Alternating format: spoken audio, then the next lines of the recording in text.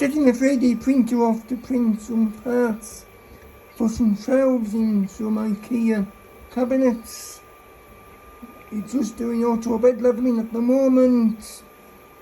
We'll go round the board a few times and then it will start printing. We're printing in a pink filament. I think is it hot pink? Yeah, it's on hot pink from memory. As you can see, it's doing the first layer. We'll come round under here. As you can see, it is printing beautifully.